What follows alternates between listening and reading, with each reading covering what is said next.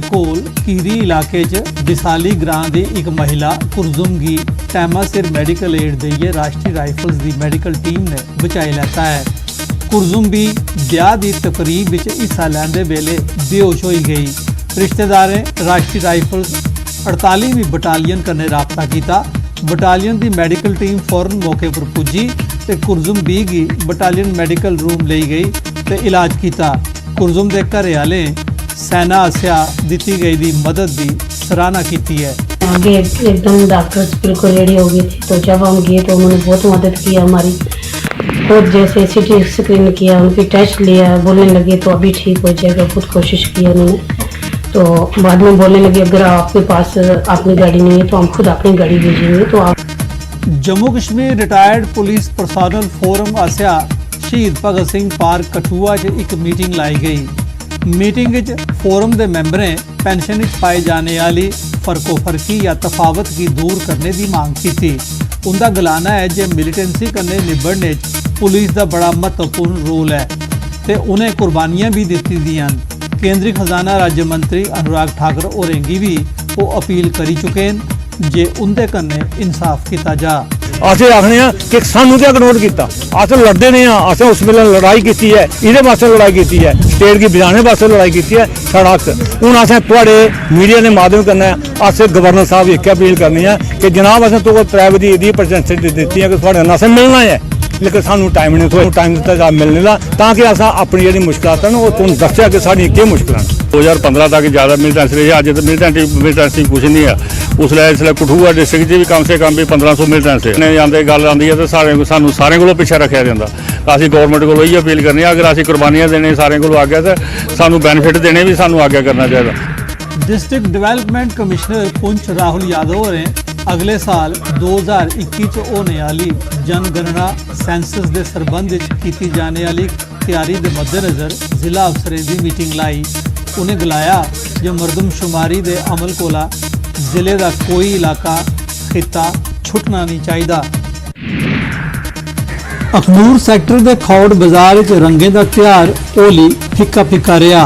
Corona virus के डर त्राह मूजब लोगों च होली मनाने की उमंग दिखने की नहीं लभी।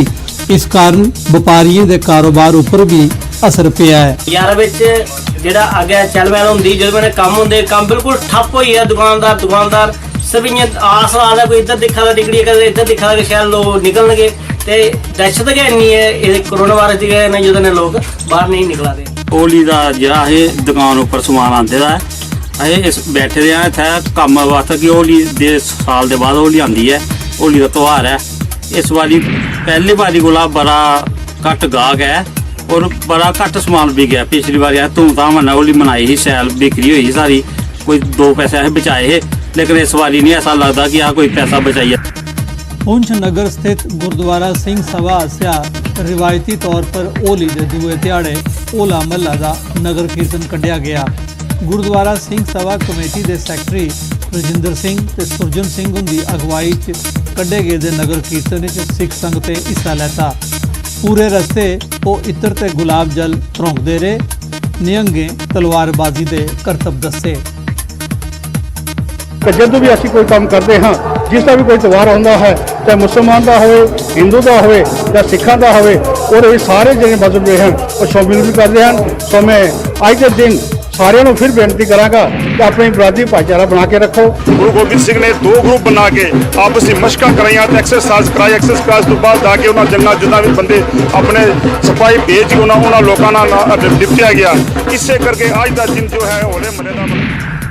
जिला कठुआ एग्रीकल्चर महकमे आसिया चक देसा सिंह ग्रां च किसाने ताईं सॉइल हैल्थ मेला लाया गया।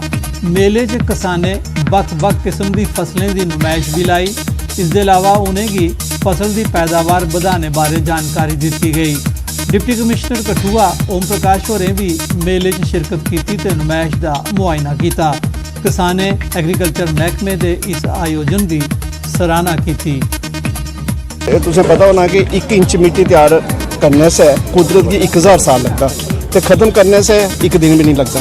इधर से इसी मिट्टी की बचाना कियां बचाया जा, इदी ताकत है क्योंकि असी क्रॉप्स लाई काफ़ी मल्टीपल क्रॉपिंग करने बाद इसकी गुणवत्ता बड़ी घटती जाती है। इसकी गुणवत्ता कियां बरकरार की जा, इधर से ये मेले का आयोजन किया गया। बड़ा अच्छा लगा था कि सानू डिपार्टमेंट वास्ते बड़ी अगे बधने बड़ा अच्छा मौका दिया डिपार्टमेंट की इ'यां करो पूरी सानू साइंस तरीके नाल समझा देना। सर बहुत कुछ सीखने में किया अस छड़ी मशरूम ले चले थे और भी हर चीज़ां दिखने लगा सानू और अस